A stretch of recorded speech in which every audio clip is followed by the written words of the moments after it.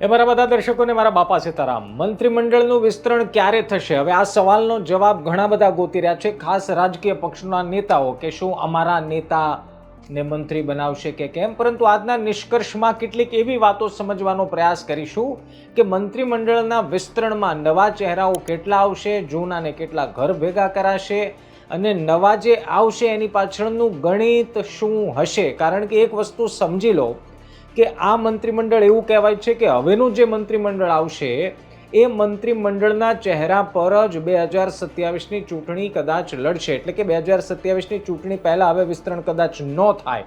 અને જો આપણે એ વાતને માની લઈએ તો આ વિસ્તરણમાં કેવા પ્રકારના ચહેરા જોવા મળશે. કારણ કે ભારતીય જનતા પાર્ટી માટે એક નહીં પરંતુ 2-3 ચેલેન્જ છે. આ ચેલેન્જને જો ભારતીય જનતા પાર્ટી પાર કરી લેશે અને એની માટેના જ પ્રયાસ ચાલે છે તો કદાચ શક્ય છે કે ભારતીય જનતા પાર્ટીનો જે પ્લાન છે વિસ્તરણ પાછળનો એ સફળ થશે. પરંતુ આ પ્લાન છે શું? સરળ ભાષામાં એક એક મુદ્દાથી ધીમે ધીમે સમજવાનો પ્રયાસ કરીશું. આપ નિષ્કર્ષ જોઈ રહ્યા છો. મારું નામ છે નિશિત રાજુ.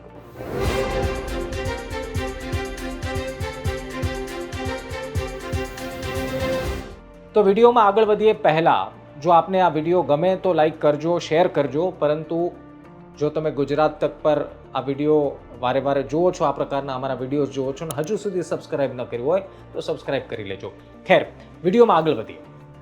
પહેલી વાત એ સમજી લો કે મંત્રીમંડળનું વિસ્તરણ થશે તો કેવી રીતે થશે, નવા ચહેરા કેટલા છે, જૂના કેટલા ચહેરાને કાઢશે અથવા તો જૂના કેટલા ચહેરાઓને આરામ આપવામાં આવશે.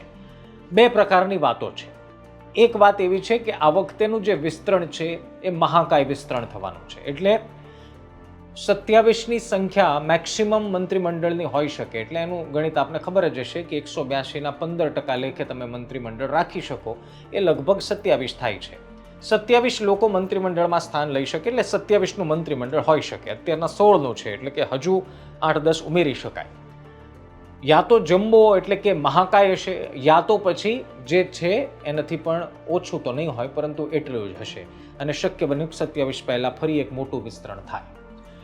હવે એ સમજો કે આ અત્યારના જે છે એમાંથી કેટલા જઈ શકે. જો પુત્ર મોહમાં વિવાદના કારણે 2 મંત્રીઓનું જવું અથવા એમની વિકેટ પડવી કન્ફર્મ છે. હવે મારે તમને કહેવાની જરૂર નથી કોણ છે, બધાને ખબર જ છે. હવે તો ગેરહાજર ના પાડી દીધી કે તમારે આવવાનું જ નહીં અહીંયા. એટલે એવા મંત્રીને તમને ખબર છે. આ વાત થઈ નંબર 1. બીજો જે મુદ્દો આવે છે એ છે વય મર્યાદા. કેટલાક મંત્રીઓ અત્યારના એવા છે જેમની તબિયત નાદુરસ્ત છે, જેની ઉંમર વધુ થઈ ગઈ છે, જે ભાજપનો ગ્રાફ છે, ક્રાઇટેરિયા નક્કી કર્યો છે એનાથી એવાને પણ આરામ આપવામાં આવી શકે છે. ત્રીજો એક ક્રાઇટેરિયા એ છે પરફોર્મન્સ. હવે જો તમે મંત્રીમંડળમાં મંત્રી રહ્યા, તમને મંત્રી બનાવ્યા, પરંતુ તેમ છતાં તમે પરફોર્મ નથી કર્યું, તમે કંઈ એવા કોઈ મંત્રી હોવાની સાબિતી નથી આપી કામ કરીને, તો તમારે પણ ઘરે જવું. અને ચોથો ક્રાઇટેરિયા છે જ્ઞાતીય સમીકરણ સેટ કરવા માટે પણ અત્યારના કેટલાક મંત્રીનો ભોગ લેવાશે એ વાત નક્કી માનવામાં આવી રહી છે. આ 4 ક્રાઇટેરિયામાં મંત્રીમંડળમાં અત્યારના જે છે એમાંથી બાદબાકી થશે. નંબર આવે બીજો મુદ્દાનો કે કોને સ્થાન મળશે ભાઈ. તો વાત એવી છે કે 8થી 10 આમ તો 10 ચહેરાઓ એવા છે જે નવા ચહેરાઓ હશે ને મંત્રીમંડળમાં સ્થાન મળશે. હવે 10 નવા ચહેરા કોણ હોઈ શકે, કયા સમાજમાંથી છે એની પણ હું તમને આપને વાત કહેવાનો છું. પરંતુ એક ઓવરઓલ હું તમને માહિતી આપું છું. 10 નવા ચહેરાઓ હશે. આ 10 નવા ચહેરાઓને મંત્રીમંડળમાં સ્થાન આપવામાં આવે છે. એવા નવા ચહેરાઓ જે અત્યાર સુધી મંત્રી રહ્યા નથી અને જેની કલ્પના કદાચ એ વ્યક્તિએ કરી પણ નહીં હોય અથવા તો એ જે સમાજમાંથી આવે છે સમાજે પણ નહીં કરી હોય. એનો મતલબ એ થયો કે 2-3 નેતાઓ જ રિપીટ થશે અત્યારના મંત્રીમંડળમાં અને બાકી બધા જ મંત્રીમંડળમાં નવા મંત્રી આવશે એવી ચર્ચા એક છે. બીજી ચર્ચા એવી છે કે 8-10 મંત્રીમંડળ નવા ચહેરાઓને સ્થાન આપવા માટે 4-5 જે અત્યારના મંત્રીમંડળમાં મંત્રીઓ છે એની બાદબાકી થશે. એટલે કે 10 જેટલા જે અત્યારના 16માંથી 10 મંત્રીઓ રહેશે અને બાકીના 10 કે 12 નવા મંત્રીઓને સ્થાન આપવામાં આવશે.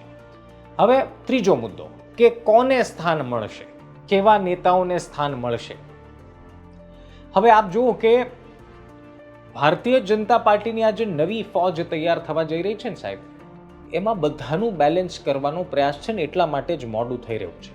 બધાનું બેલેન્સ એટલે એક સમજો કે વિસ્તાર, સમાજ અને સંગઠનમાં એમનો અનુભવ અથવા તો એમની સિનિયોરિટી, આ તમામ વાતને ધ્યાનમાં રાખીને એક બેલેન્સ કરવાનો પ્રયાસ છે. એની પાછળનું કારણ એ છે કે જો એવું ન થયું તો ઓલરેડી અંદર ખાને ડખા છે જ. પૂર્વ ધારાસભ્યો પત્ર લખે છે કે ભાજપીઓ, મૂળ ભાજપીઓનું માન નથી, સંઘીને ભૂલી જવામાં આવ્યા છે.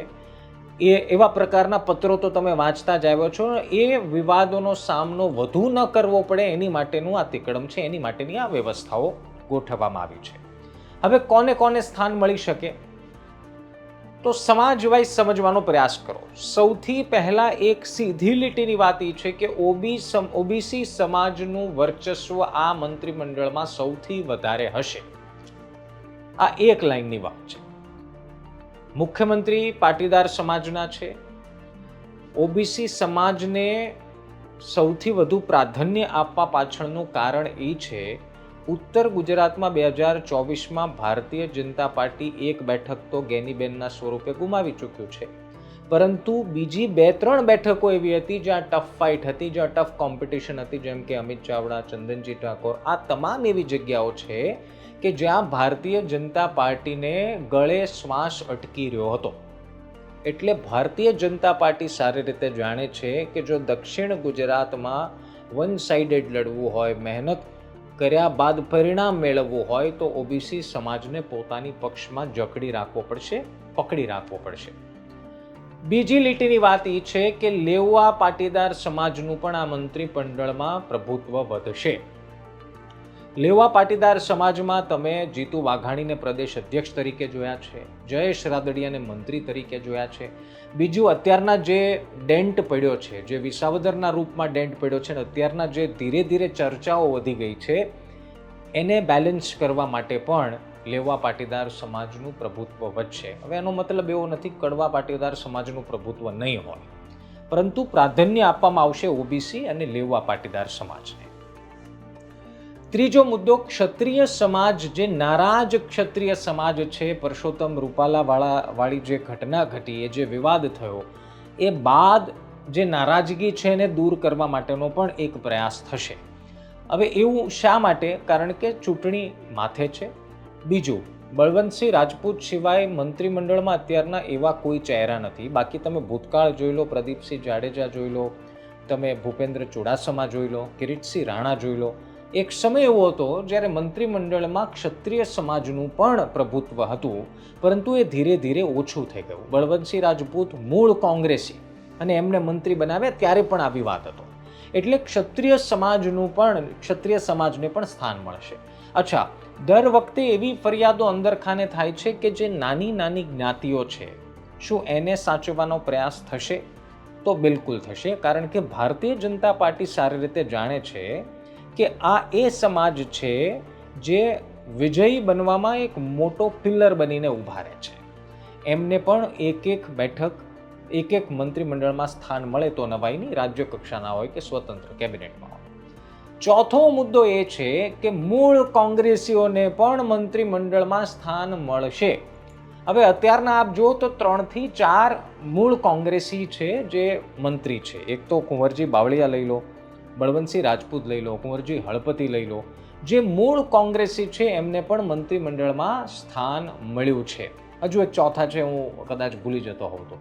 પરંતુ 2 નેતા એવા છે જેને મંત્રીમંડળમાં સ્થાન અપાવવાની વાત ચાલે છે. એક છે અર્જુન મોઢવાડિયા અને બીજા છે CJ ચાવડા.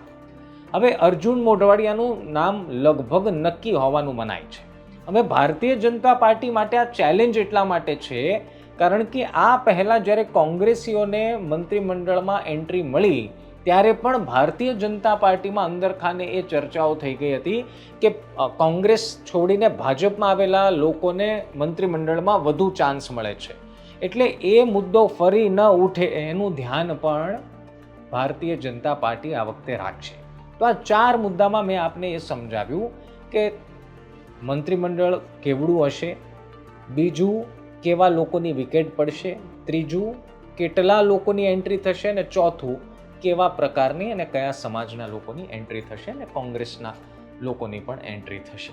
હવે તારશેકેટ ઉબાડશે આ સવાલ એટલા માટે છે કે અત્યારના જે કોઈ પણ મહેનત થઈ રહી છે એ ભવિષ્યમાં આવતી ચૂંટણીઓ માટેને ધ્યાનમાં રાખીને થઈ રહી છે. પરંતુ ભારતીય જનતા પાર્ટી એવા કિનારે ઊભી છે જ્યાં એક ખોટો નિર્ણય ભારતીય જનતા પાર્ટીને એવડો મોટો ઝટકો આપશે જેની કલ્પના પણ નહીં કરી હોય. એની પાછળનું કારણ છે આમ આદમી પાર્ટીનું એક્ટિવ થવું, અમિત ચાવડાના રાજમાં કોંગ્રેસનું સુપર એક્ટિવ થઈ જવું, અને એવામાં મંત્રીમંડળના નિર્ણય ખાસ કરીને કોઈ એવા મોટા ફરક ન પાડતા હોય, પરંતુ જનતામાં એક ખોટો મેસેજ ગયો તો એનો ફાયદો ઉઠાવવા માટે બે પક્ષ રેડી હાથ ખુલ્લા રાખીને બેઠા છે. એટલા માટે જ કદાચ એવી સૂત્રો કહે છે કે એની એ ગણિત બેસાડવા માટે જ રાહ જોવાઈ રહી છે. એમાં અમિતભાઈના 2 દિવસનો ગુજરાત પ્રવાસ, એ પહેલાં વડાપ્રધાન મોદીનું આવવું, CR પાટીલને મળવું, અને અમિતભાઈનું ઘણા બધા અધિકારીઓને મળવું, ફીડબેક્સ લેવા, આ બધી વાતો એ વાત તરફ ઇશારો કરે છે કે આ વખતેનું મંત્રીમંડળ એ મહાકાય હશે, ફૂલ મંત્રીમંડળ હશે, એટલે કે 27માંથી લગભગ 24-25નું આ મંત્રીમંડળ હશે, અને એ તમામ ચહેરાઓને સામેલ કરવાનો પ્રયાસ કરવામાં આવશે જે અલગ અલગ સમાજમાંથી આવે છે, અલગ અલગ સમાજમાં પ્રભુત્વ છે, અલગ અલગ વિસ્તારમાં પ્રભુત્વ છે. આપ જુઓ કે વિજય રૂપાણીની સરકાર હતી ત્યારે સૌરાષ્ટ્રનો હોલ્ડ કેટલો હતો, અથવા તો કહું કે સૌરાષ્ટ્રમાંથી જીતુભાઈ વાઘાણીને પ્રદેશ અધ્યક્ષ તરીકે આપણે જોયા, વિજયભાઈ રૂપાણી ખુદ રાજકોટથી મુખ્યમંત્રી હતા, અને સૌરાષ્ટ્રના નેતાઓનું માન અને પ્રભુત્વ એ મંત્રીમંડળમાં કેટલું હતું. હવે એ પ્રયાસ નથી થઈ રહ્યો કે કોઈ એક વિસ્તારનો, હવે પ્રયાસ થઈ રહ્યો છે કે અલગ અલગ વિસ્તાર, અલગ અલગ સમાજ, જ્યાં વિવાદ ચાલે છે, જ્યાં નારાજગી છે, જ્યાં વિખવાદ છે, એને કઈ રીતે એક નેતાની એન્ટ્રી કરાવવાથી બંધ થઈ શકે અથવા તો અટકાવી શકાય, એના પ્લાનિંગ ચાલી રહ્યા છે. તો મને અપેક્ષા છે કે તમે મારી વાતને બહુ મારી સરળ ભાષામાં જે મેં સમજાવવાનો પ્રયાસ કર્યો, વાતને તમે સમજી ગયા હશો. પરંતુ તેમ છતાં મંત્રીમંડળને લઈ તમારું શું માનવું છે? કેટલાનું મંત્રીમંડળ હશે? હું એક આ સવાલ પૂછું છું, તમારું શું માનવું છે? 27નું મેક્સિમમ હોઈ શકે, તો તમારા પ્રમાણે મંત્રીમંડળ કેટલાનું હશે? કમેન્ટમાં ફિગર લખવાનું ભૂલતા નહીં. આવતીકાલે એક નિષ્કર્ષના નવા વિડીયો સાથે મળીશું. ત્યાં સુધી ધ્યાન રાખો, મજા કરો. બાપા સીતારામ.